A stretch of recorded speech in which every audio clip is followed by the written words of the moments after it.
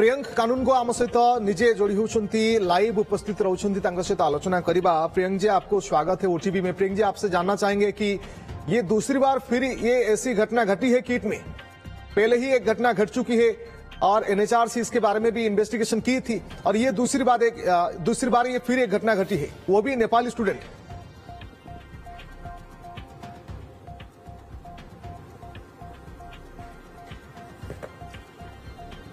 देखिए, जब ये मामला पिछले महीने सामने आया था तो नेशनल ह्यूमन राइट्स कमीशन ने इसमें तत्काल संज्ञान लिया था। हमने वहां पे स्पॉट इन्वेस्टिगेशन के निर्देश दिए थे।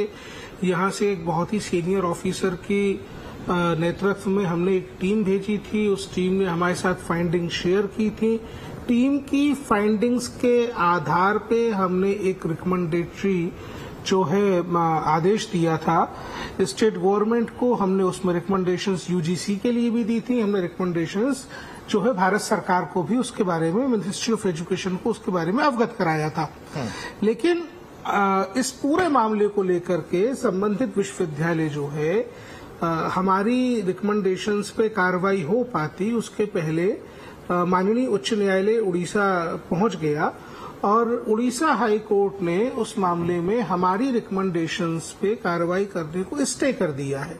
तो अब जिस मामले पे स्टे कर दिया है मैं उस पर तो ज्यादा टिप्पणी नहीं करना चाहूंगा, लेकिन मैं ये बताना चाहूंगा कि हमारी रिपोर्ट में हमने ये पाया था कि जब उस स्टूडेंट ने अपने साथ हुए सेक्सुअल एब्यूज और ब्लैकमेलिंग की वीडियो बनाकर के ब्लैकमेलिंग करने की रिपोर्ट विश्वविद्यालय प्रशासन को की थी, तो विश्वविद्यालय का दायित्व बनता था कि संज्ञेय अपराध के इस मामले में पुलिस को सूचना देते।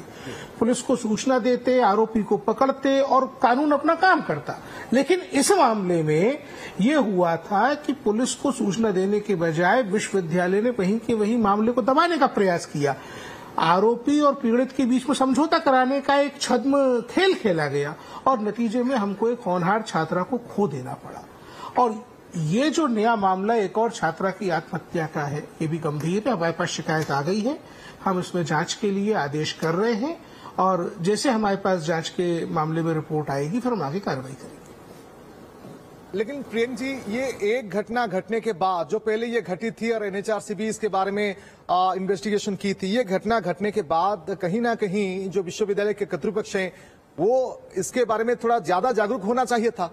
इसके बाद फिर एक वैसे ही घटना घट रही है। हालांकि अभी इन्वेस्टिगेशन जारी है पुलिस की तरफ से, पोस्टमार्टम होगी, परिवार लोग आ रहे हैं, एम्स में होगी।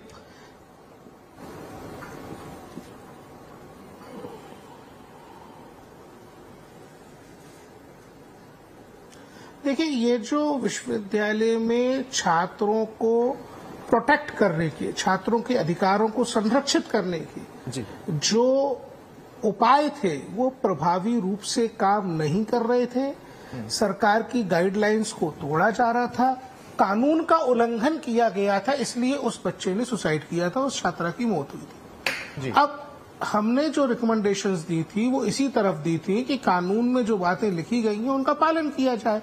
जाहिर है विश्वविद्यालय ने नहीं किया था, इसलिए तो बच्चे की मौत हुई थी ना। अब इस मामले में मेरे पास अभी कहने को केवल इतना है कि हम संज्ञान ले रहे हैं। जैसे जैसे हमारे पास इस मामले की जानकारी आएगी हम निश्चित रूप से छात्रों के संरक्षण के हित में आपके साथ उनको साझा डेफिनेटली करेंगे। प्रियंक जी, जानना चाहूंगा कि क्या ये घटना घटने के बाद, दूसरी ये घटना घटने के बाद क्या एनएचआरसी की टीम अपनी ओर से, शोमोट अपनी ओर से इसकी कार्रवाई शुरू करेगी, इन्वेस्टिगेशन करेगी, जांच पड़ताल इसके बारे में भी करेगी?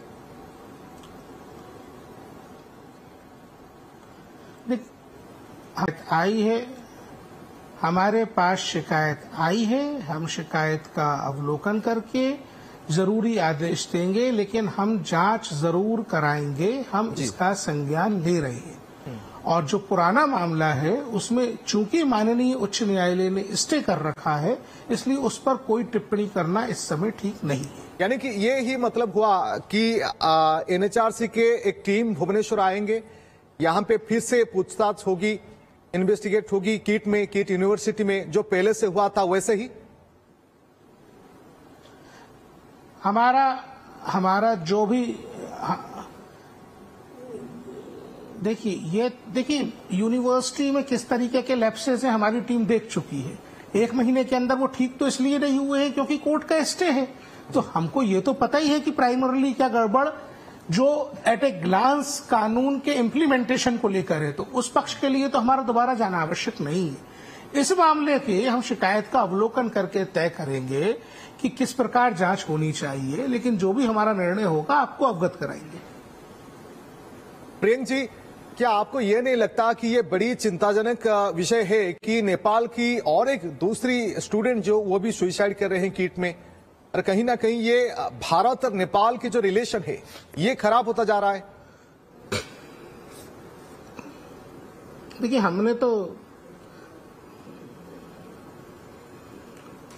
हमने जो चिंताएं थी अपनी वो अपनी रिपोर्ट में बता दी थी, और हमको ये उम्मीद थी कि हमारी रिपोर्ट पे अगर प्रभावी कार्रवाई होगी तो इस तरह की घटनाओं पर लगाम लगेगी। परंतु उच्च न्यायालय हमसे ज्यादा विवेक रखते हैं। उन्होंने फिलहाल स्टे किया है।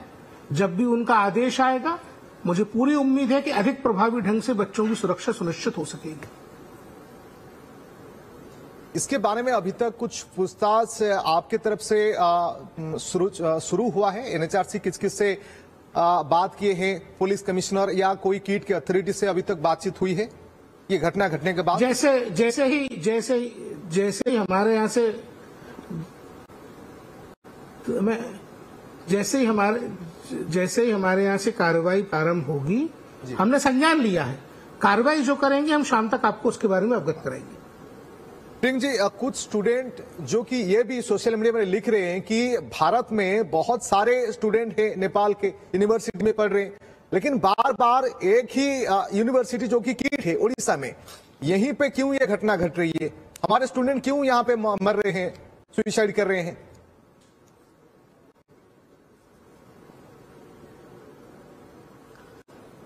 देखिए, घटनाओं के कारण के बारे में आप हमारी अगर 27 मार्च 2025 को जारी की हुई रिपोर्ट है जी, जिसको अभी माननीय उच्च न्यायालय ने स्टे कर रखा है, उसको पढ़ेंगे तो आप जान पाएंगे कि घटनाओं का कारण क्या है, वहां पे किस प्रकार की लापरवाही है, किस प्रकार की हीला हवाली है जिसके कारण बच्ची की मौत हुई थी। तो कारण मैं आपको बता सकता हूं। ओके।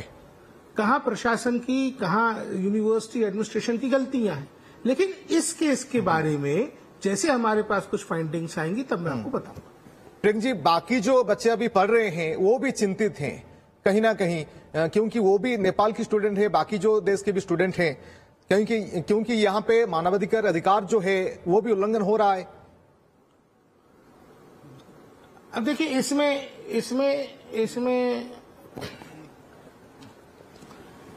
इसमें आप विधि क्षेत्र के विशेषज्ञों से पूछेंगे तो आप पाएंगे कि बड़ा तकनीकी मामला है। बच्चों को सुरक्षित रखने के लिए जो उपाय होने थे कमीशन ने लिख दिए। ये अनफॉर्चुनेट है कि अभी उस पे स्टे है, तो मैं बोल भी नहीं पा रहा हूं। लेकिन मुझे ऐसा विश्वास है कि जब माननीय उच्च न्यायालय इस मामले की सुनवाई करेंगे तो वो कमीशन की रिकमेंडेशंस को भी ध्यान में रखेंगे और बच्चों की सुरक्षा को प्रभावी करने के लिए समुचित आदेश जारी करेंगे। मेरे को न्याय प्रणाली पे पूरा यकीन है।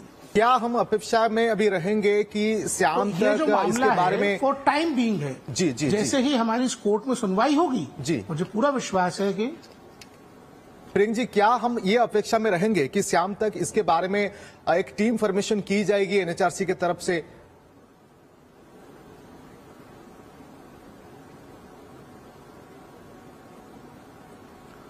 देखिए, मैं आपके आग्रह के अनुसार तो निर्णय नहीं लूंगा ना। जी जी। केस की जो डेप्थ है, उसकी जो सीरियसनेस है, हमारे पास जो कानूनी रेमेडीज मौजूद हैं, उसके अनुसार निर्णय लूंगा। जो निर्णय होगा आपको अवगत कराएंगे।